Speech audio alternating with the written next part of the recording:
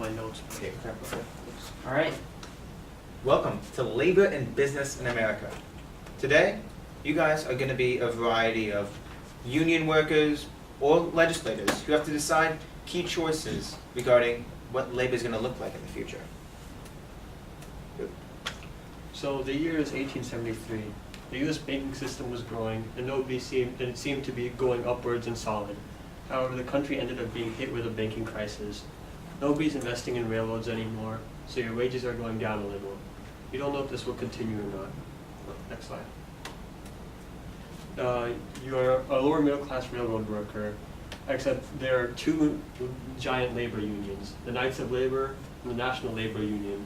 Which one do you join? The Knights of Labor is a Catholic labor union which primarily focuses on negotiating with businesses, while the National Labor Union focuses on negotiating with Congress. The year is 1877. Your wages have been cut for the third time this year. You've tried to strike before, but you tend to be suppressed by violence. You're hearing a potential strike that will occur over in Virginia and over the coast. How do you proceed? Oh yeah, I found we have to wait. Okay. If you said yes, you will have to deal with federal troops. However, the strike is spreading to other states and getting larger. Though it has spread, there have been multiple casualties due to the rioting. Millions of dollars worth of property have been destroyed, and newspapers are saying communism is at fault. Businessmen have started intimidating workers from joining unions and enlisted strikebreakers whenever there's trouble. This resulted in the strike ending and it being an ultimate failure. If you said no, then though you took no part in the strike, your work has become more difficult since property has been destroyed, including railroad tracks, cars, and engines.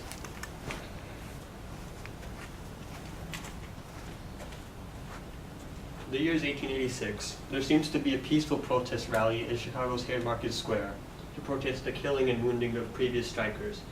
This is partially led by the Knights of Labor. Do you participate? If you said yes, the protest ends up escalating and someone throws a bomb at the police.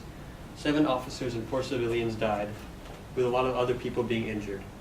Some people were sentenced to death for the crime, and 1 person was sentenced to 15 years in prison. If you joined the Knights of Labor, which was at the time the largest and most inclusive labor union, they were blamed for the riot, and many people have fled. Though this seemed negative, it ends up being a positive thing as it for the future, as it ended up with more labor unions becoming smarter. If you said no and you were part of the Knights of Labor, many people have disbanded. The year is 1886. The American Federation of Labor is founded to organize labor unions and improve the situation of skilled workers across the country. Things are getting better. I don't think this was mine. Do you have some? Or is it my turn? I think it's yours. Okay, cool. Good day, Mr. Madam President. There's a coal strike, and it's mostly happening in Pennsylvania. On top of this, there's already a massive coal shortage going throughout the country. Your predecessor, President Cleveland, sent federal troops to quash a similar strike in 1896. Your cabinet believes it's a federal overreach to involve yourself in the strike. What do? Now, if you say yes, you want to involve yourself in a strike, and you say you want to involve yourself militarily, the same way President Cleveland did, this is not what President Roosevelt ended up doing. And because of your actions, it's hypothesized that overall you just decreased labor unions' standing and have alienated yourself from lower class workers. If you decided to side on the side of the unions, congratulations. The big businessmen in Washington now hate you. You're probably not likely to get re-elected due to you siding with the unions. If you decided to become a neutral arbitrator, which is what President Roosevelt actually did, you become the very first president to settle a peaceful deal between unions and their management. And your deal ended up increasing the wages for union workers, decreasing how many hours they work, but also increasing the price of coal for the management. If you choose not to involve yourself, the strike continues on for many more years. Hello, Mr. Madam Carpenter. The year is 1919. You're hearing about these massive sympathy strikes that's going to be happening. It's going to go all over the United States, doing stuff from carpentry to steel to coal to masons. Do you join them? If you say yes, you join one of the biggest sympathy strikes of all time, where 1 in every 5 workers ends up striking. This massive protest led to the creation of some of the most foundational legislation, such as the Railroad Act, 2 years later. If you decided not to, the sympathy strike still continues as planned, however its support was diminished.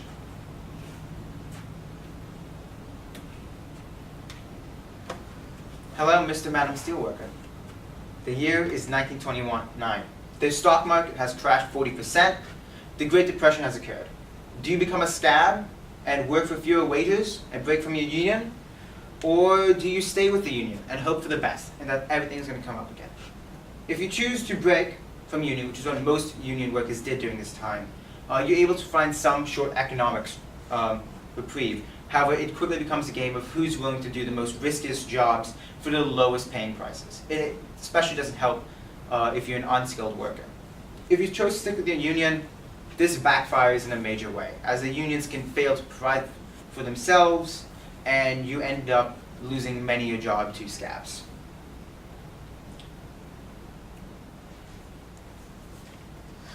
The year is 1933. The New Deal has made the well-being of workers, of labor, a focus of labor over efficiency of work. Additionally, the government is now able to be more involved in labor regulations.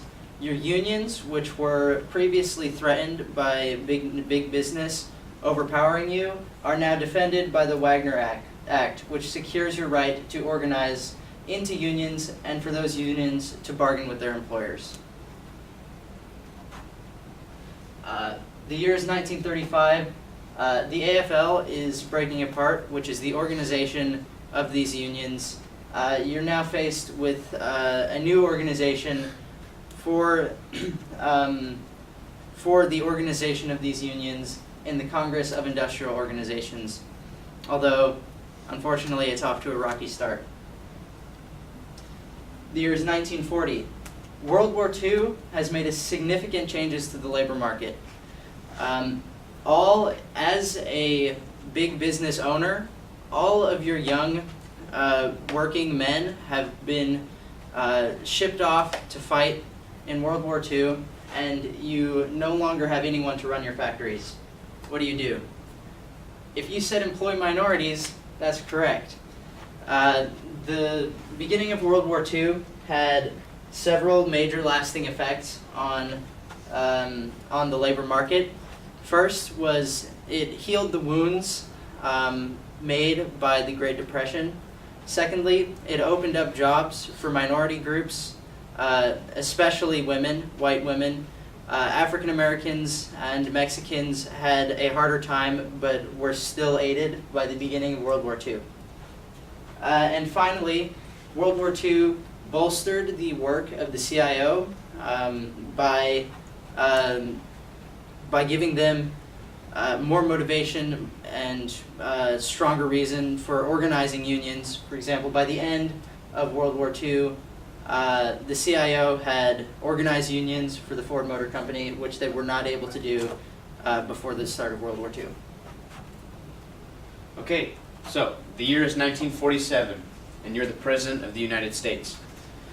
You have a big dilemma on your hands, because unions are becoming increasingly more powerful.